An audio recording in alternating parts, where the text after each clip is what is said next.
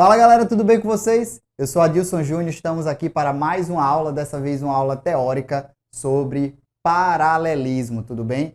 O assunto de hoje é extremamente importante, então prepara seu material que vai vir rico em informações para vocês. Roda a vinheta.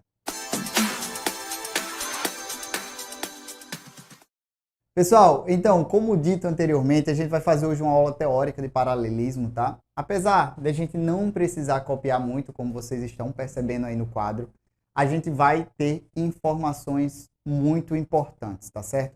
Essa figura que vocês estão vendo aqui nesse exato momento é a figura que vai dar base a todo o nosso estudo. Então, saber lidar com ela vai ser muito importante daqui em diante, tá?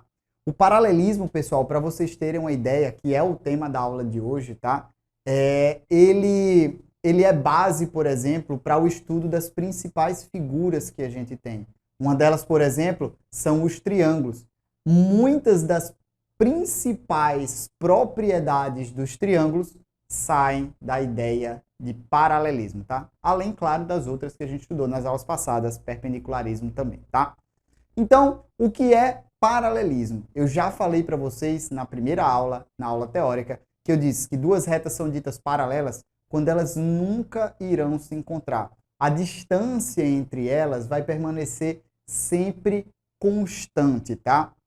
Vai ter muito papinho na internet dizendo que as retas paralelas se encontram no infinito, mas eu quero que vocês entendam que a matemática ela é muito bem dividida. E esse papo de que as retas se encontram, as retas paralelas se encontram no infinito, isso aí é papo para outra geometria. Sim, a geometria que a gente estuda é diferente dessa daí que vocês vão ver na internet. Então se concentre na definição da geometria que estamos estudando. Geometria que a gente chama de geometria euclidiana, tá bom? Então o que é que a gente vai fazer? Definição, você vai escrever no seu caderninho. Duas retas são paralelas quando a distância entre elas é constante. Tá bom? A gente vai ter um outro elemento aqui, que é uma reta chamada reta transversal, que na figura que vocês estão vendo aqui é representado pela letrinha T, tá bom? Essa reta aqui é chamada de transversal. Uma reta transversal é uma reta que corta uma ou mais outras, tá certo? Então, essas duas retas aqui que estão indicadas na figura R e S são duas retas paralelas. E essa reta T é dita uma reta transversal a S e a R, tá bom? Bem, o que é que vai acontecer, pessoal? No momento que você traça uma reta transversal a duas outras paralelas, você vai perceber a existência de diversos ângulos, o nascimento de diversos ângulos, tá? E esses ângulos, eles possuem uma relação entre si, uma correspondência entre si. Professor, como assim uma relação, uma correspondência entre si? Existe uma propriedade que rege eles. As principais correspondências que a gente viu, as principais relações que a gente viu, por exemplo, são suplemento e complemento, tá? Que seria aquilo das aulas passadas, se um ângulo é chamado x, o complemento seria 90 menos x, o suplemento seria 180 menos x, tá?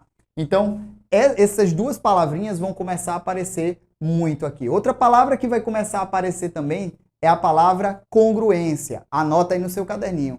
Que a palavra congruência significa igualdade. Tudo bem? A palavra congruência, ela significa igualdade, tá? Então, mais uma vez falando, essas duas retas RS são paralelas, cortadas pela reta T transversal, tá? Observem o seguinte, pessoal. Existem aqui vários ângulos, tá? E para facilitar o nosso estudo, a gente vai dividir essa figura em duas partes. Uma parte que a gente vai chamar de interna, tá? Que está correspondida entre R e S. E essa parte aqui, que é a externa, né?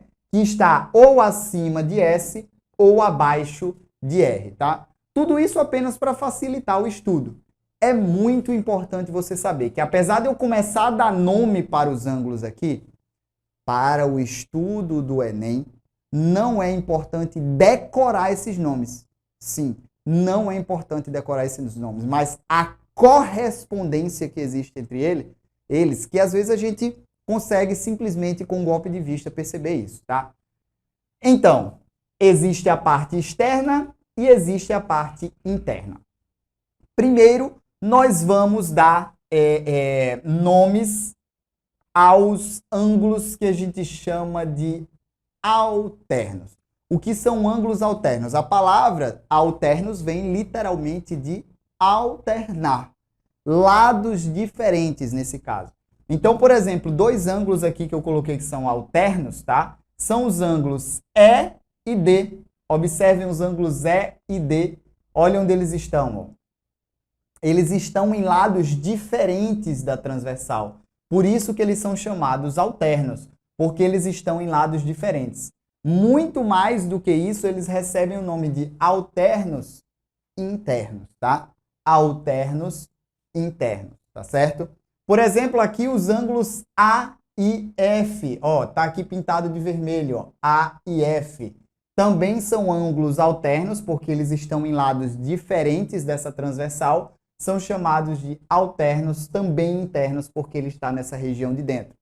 Ao passo que se você enxergar, por exemplo, os ângulos G e C, eles também estão em lados diferentes dessa transversal, mas nesse caso eles estão na parte externa, então eles são chamados de alternos externos, tá?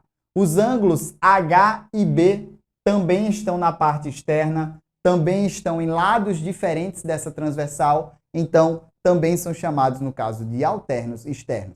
É muito importante vocês perceberem que essa correspondência se dá aos pares, ok? Você vai fazer essa correspondência de 2 em 2, tá? Para facilitar principalmente o teu estudo, tá certo?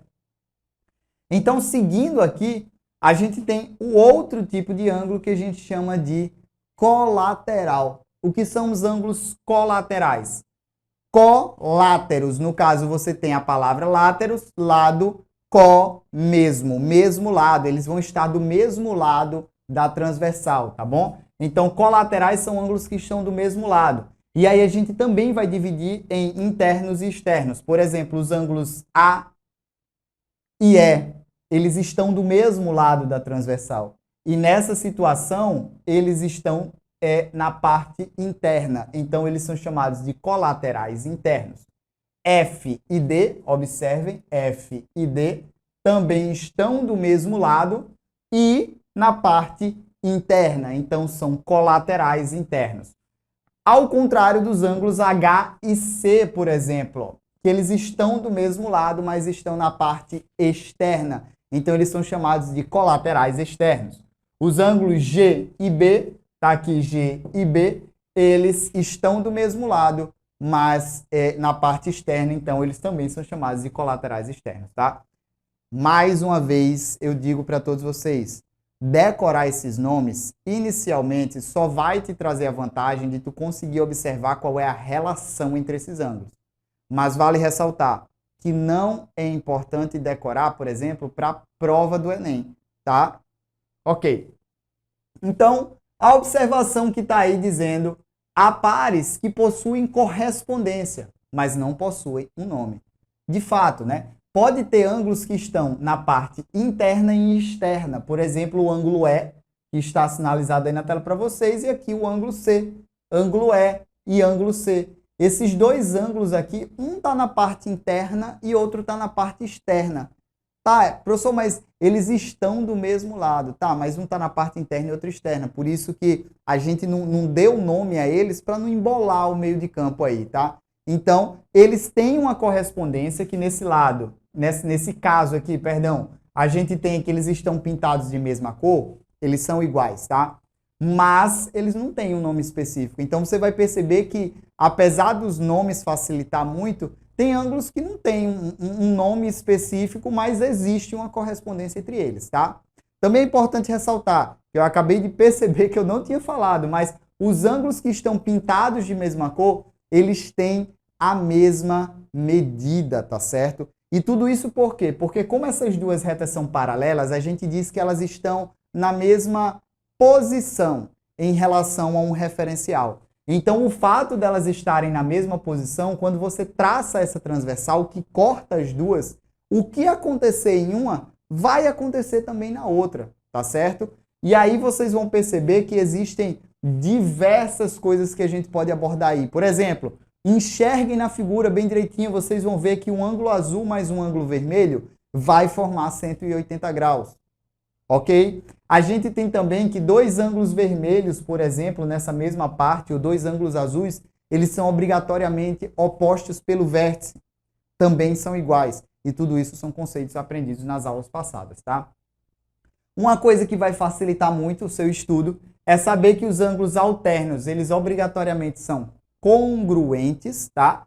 E os ângulos colaterais, eles são suplementares. Podem perceber que os ângulos alternos, eles têm a mesma cor, por isso que eles são iguais. No caso, mais uma vez retorno aos ângulos E e D. Ó, os dois azuis são congruentes. Por exemplo, quando a gente fala dos colaterais, os ângulos A e E, cores diferentes, no caso, formam 180, tá? Ok. E eu preparei aqui dois exemplos para vocês entenderem como é que funciona essa dinâmica, tá certo? É claro que esses dois exemplos são um pouco mais básicos. E na próxima aula, as aulas de exercícios, aí a gente vai praticar um pouco mais. É claro, depois de você fazer a gamificação, não esquece, tá?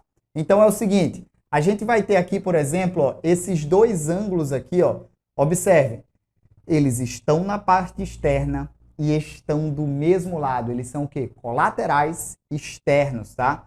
Colaterais, só o fato de falar que eles são colaterais aqui, ó, externos suplementares, isso significa o quê? Que a soma deles vai ser igual a 180. Então a gente vai ter aqui, ó, 2x mais x mais 60 sendo igual a 180 graus, tá?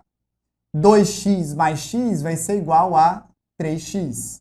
Esse 60 que está positivo passa para o outro lado negativo, vai ficar 180 menos 60. Então aqui a gente vai ter 3x igual a 180 menos 60 vai ser igual a 120, tá?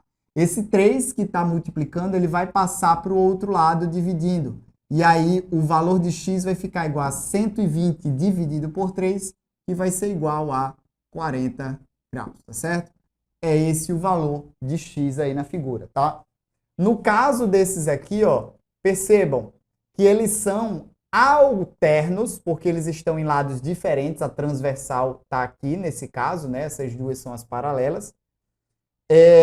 Então, como eles são alternos, né? Alternos externos também, o fato de eles serem alternos torna eles congruentes.